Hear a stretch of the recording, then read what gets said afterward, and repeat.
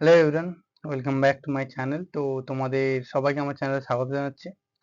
তো আমি অভিজিৎ, তোমরা দেখছো ফার্মাসি ইনফরমেশন চ্যানেল। তো তোমাদের আজকের এই ভিডিওতে তোমাদের যে ক্যাটাগরি র্যাঙ্ক নিয়ে কোনো ডাউট আছে তোমাদের, ওইটাই আজকে তোমাদের এই ভিডিওতে ক্লিয়ার করব, ঠিক আছে?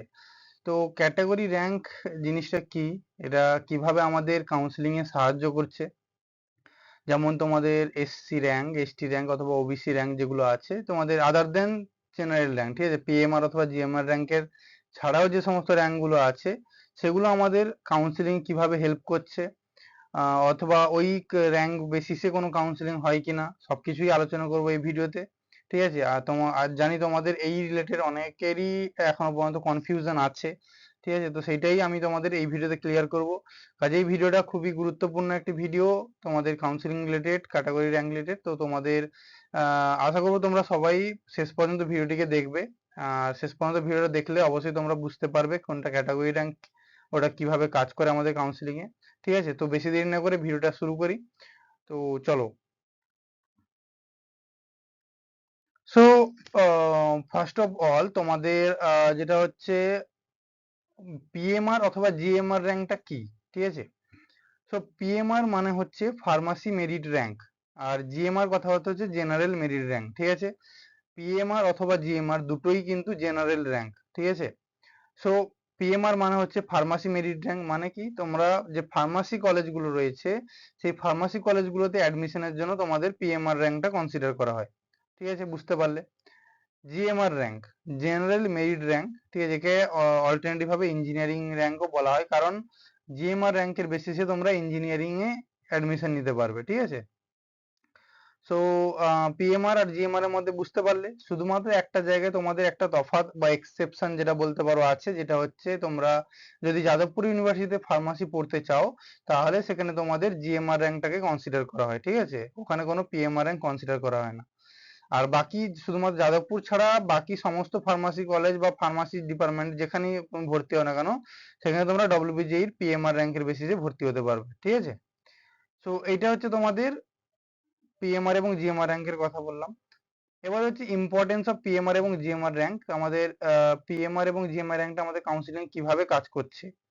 সো মেইন যে কাউন্সিলিং যেটা হয় আমাদের প্রত্যেকটা কলেজে না ডব্লিউবিজি যে কাউন্সিলিংটা হচ্ছে ওটা তোমাদের মেইনলি পিএমআর অথবা জিএমআর র্যাঙ্কের বেসিসে হচ্ছে। তোমরা যদি ইঞ্জিনিয়ারিং এর কলেজের জন্য কাউন্সিলিং করিয়ে থাকো তোমরা জিএমআর র্যাঙ্কের বেসিসেই ওই কলেজটা পাবে, বা ওই যে কাউন্সিলিংটা ওটা জিএমআর র্যাঙ্কের বেসিসেই হবে, ঠিক আছে? আমি আরেকবার বলছি যে ওটা শুধুমাত্র পিএমআর অথবা জিএমআর র্যাঙ্কের বেসিসেই তোমাদের কাউন্সিলিংটা হবে, ঠিক আছে? ওখানে কোনো ক্যাটাগরি র্যাঙ্কের বেসিসে কোনো কাউন্সিলিং হয় না, ঠিক আছে? আমি তোমাদের পরবর্তীতে আমি তোমাদের বোঝাচ্ছি কেন বা কিভাবে ওটা জিনিসটা পসিবল। সো এটা হচ্ছে importance of PMR GMR rank. এবারে তোমাদের আসি ক্যাটাগরি র্যাঙ্কের ব্যাপারে, ঠিক আছে? সো অনেকের মধ্যেই ডাউট থেকে থাকে যে ক্যাটাগরি র্যাঙ্কটা আসলে কি, অনেক কম হয়তো। দেখো, স্বাভাবিক ব্যাপার তোমাদের যে পিএমআর অথবা জিএমআর র্যাঙ্কের ছাড়া যে সমস্ত র্যাঙ্ক গুলো থাকে আমাদের যে একটা স্কোর কার্ডে বা র্যাঙ্ক কার্ডে, সেটাকেই বলা হচ্ছে আমাদের ক্যাটাগরি র্যাঙ্ক, ঠিক আছে? সো আমি তোমাদের একটা স্টোরি বলি, আমার নিজের স্টোরি যেটা বলছি। যখন আমি তোমাদের মতো ডব্লিউবিজি অ্যাসপারেন্ট ছিলাম, যখন আমি তখন ডব্লিউবিজি এক্সাম দিই আমি।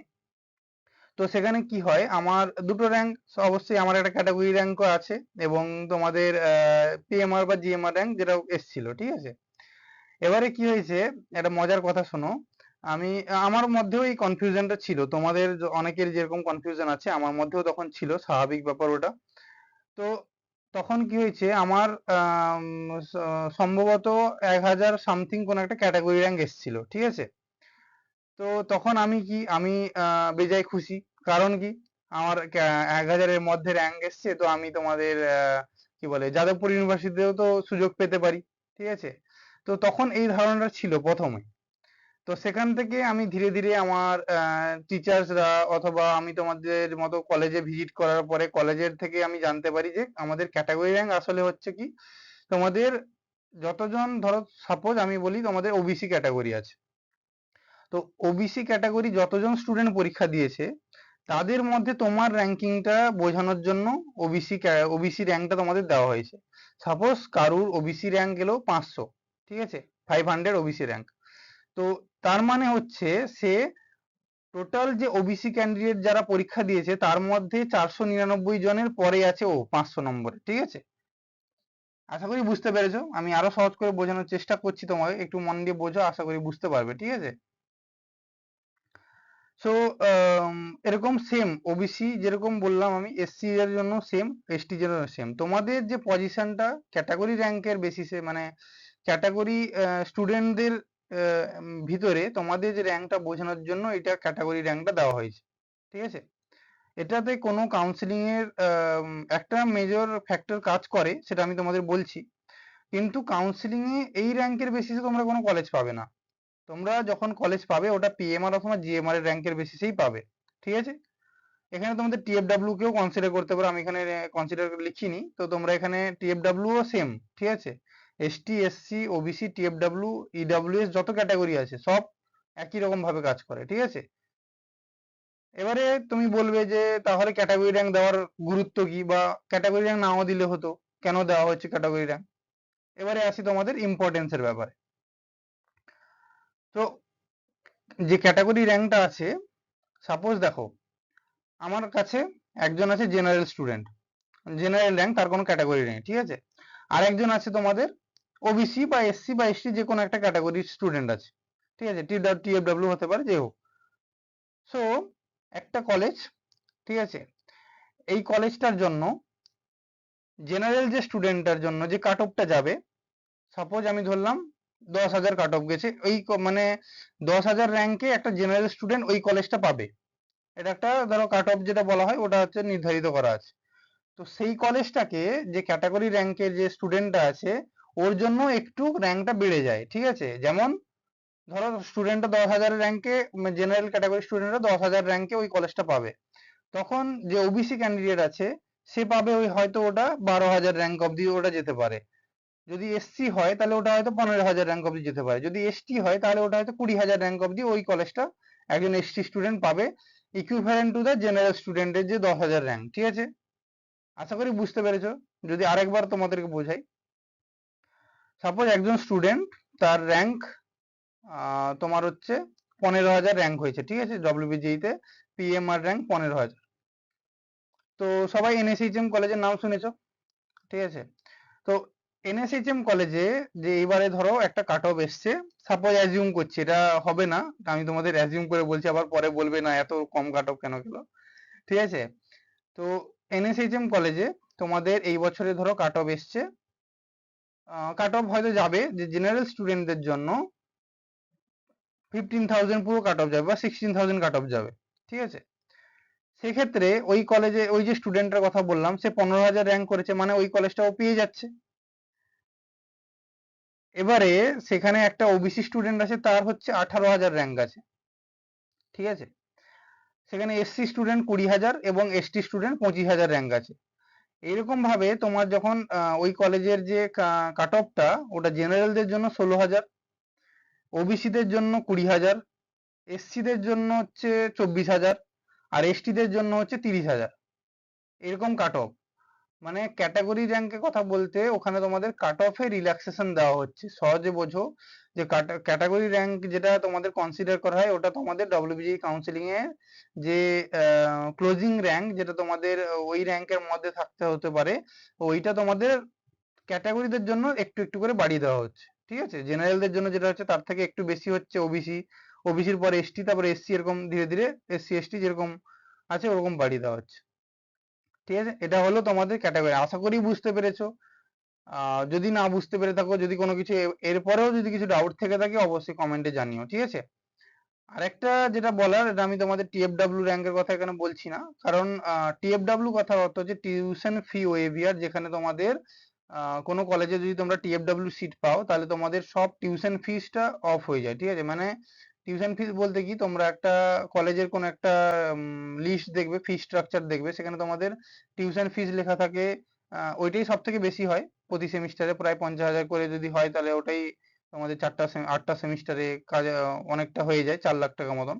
তো ওইটা তোমাদের পুরোটাই জিরো হয়ে যাবে অ্যামাউন্টটা, ঠিক আছে? তো মেইন কথা হচ্ছে তোমাদের টিএফডব্লিউ সিটে তোমরা প্রায় 1 লাখ থেকে 1,30,000 টাকার মধ্যে তোমাদের টোটাল 4 বছরের বিফার্ম কোর্সটা কমপ্লিট হয়ে যাবে। এটা হচ্ছে তোমাদের টিএফডব্লিউ ক্যাটাগরি র্যাঙ্ক এবং টিএফডব্লিউর যে ফ্যাসিলিটিটা। আর টিএফডব্লিউ র্যাঙ্কটা যেটা হচ্ছে তোমাদের বিভিন্ন কলেজে তোমাদের টিএফডব্লিউ র্যাঙ্কটা কনসিডার করে, এবার তারা বিভিন্ন রকম ভাবে কনসিডার করতে পারে, ঠিক আছে। অনেক কলেজে হয়, প্রায় তোমরা অনেক কলেজে বলছি না, তোমাদের জেনারেলি বলছি একটা অ্যাভারেজ নিয়ে। তোমাদের যদি পিএমআর র্যাঙ্ক, আমি আবারও বলছি, পিএমআর র্যাঙ্ক যদি তোমাদের 15,000-এর কম হয়, ঠিক আছে, এবং তোমাদের যদি টিএফডব্লিউ ক্যাটাগরি থাকে, তাহলে তোমরা টিএফডব্লিউ চয়েস ফিলিং করবে। আশা করি তোমরা কোনো না কোনো কলেজ টিএফডব্লিউতে পেয়ে যেতে পারো, ঠিক আছে। তো আমি সেখানে বলছি না ভালো কলেজ নাও পেতে পারো বা পেতেও পারো, ঠিক আছে, ওটা তো কাউন্সিলিং এর ব্যাপার, ওটা তোমাদের গ্যারান্টিড সহকারে বলা যাবে না। বাট যদি তোমাদের র্যাঙ্ক অনেক কম হয়ে থাকে, পিএমআর র্যাঙ্ক যদি তোমাদের 10,000-এর কম হয়, তাহলে তোমরা টিএফডব্লিউ থাকে, তাহলে তোমরা টিএফডব্লিউ তে অবশ্যই অ্যাপ্লাই করবে, তোমরা টিএফডব্লিউ তে পেয়ে যাবে এবং ভালো কলেজই পাবে যদি তোমাদের পিএমআর র্যাঙ্ক 10,000-এর কম হয়ে থাকে তো, ঠিক আছে। আর যদি 12,000 বা 14,000 কম হয়ে থাকে, তোমরাও টিএফডব্লিউ তে অ্যাপ্লাই করবে। আর সেক্ষেত্রে কি করবে তোমরা, মানে যে সব কলেজের পাশে তোমরা যখন চয়েস ফিলিং করবে, আমি পরবর্তীতে চয়েস ফিলিং এর ব্যাপারে যখন বলবো তখন বলে দেবো ওটা। তো তোমরা যখন পরবর্তীতে চয়েস ফিলিং যখন করবে, তখন সেখানে পাশে কলেজের পাশে টিএফডব্লিউ লেখা থাকবে, ঠিক আছে। তো ওইগুলো চয়েস ফিলিং একটা একটা করে ফিল করবে, টিএফডব্লিউ গুলো করবে, তারপরে নর্মাল গুলো করবে, দিলে তোমরা কি হবে, তোমাদের টিএফডব্লিউ তে কলেজ পাওয়ার চান্সটা বেড়ে যাবে, ঠিক আছে। তো এইটা হচ্ছে তোমাদের চয়েস ফিলিং এর ব্যাপারে বললাম। এবং তখন সেখানে কি করবে, সেখানে তোমরা কি করবে যে টিএফডব্লিউর ব্যাপারটা যেটা আছে, তো টিএফডব্লিউ তে তোমরা আম, ওই যে টপ কলেজগুলোকে চুজ করবে, টিয়ার 1 কলেজ যেমন গুরু নানক, তারপর তোমাদের NSHM, B C Roy, Bengal school of technology, এইসব কলেজগুলো তোমরা টিএফডব্লিউ চুজ করবে। যদি তোমরা ওখানে পেয়ে যাও তাহলে ভালো, ভালো কলেজই পাচ্ছ প্লাস কম ফিজে। আর যদি না পাও তাহলে তোমরা এমনি নর্মাল কলেজে পেয়ে যাবে, ওটা তারপরে রাখবে। আর যদি তোমাদের মেন মোটিভই হয় যে টিএফডব্লিউ তেই নেবো, তাহলে তোমরা সব টিএফডব্লিউ কলেজ রেখে দিও, তোমরা যে কোনো একটা কলেজ পেয়ে যেতে পারো, ঠিক আছে, যদি তোমাদের র্যাঙ্ক সেরকম কম থাকে তাহলে তোমরা পেয়ে যাবে, ঠিক আছে। তো ক্যাটাগরি র্যাঙ্কের ব্যাপারে আজকের এই ভিডিওটা বলার ছিল।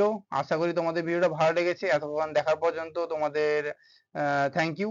আর যদি কিছু না বুঝতে পেরে থাকো অবশ্যই কমেন্ট বক্সে জানিও। তাহলে দেখা হচ্ছে পরের ভিডিওতে, ততক্ষণের জন্য টাটা।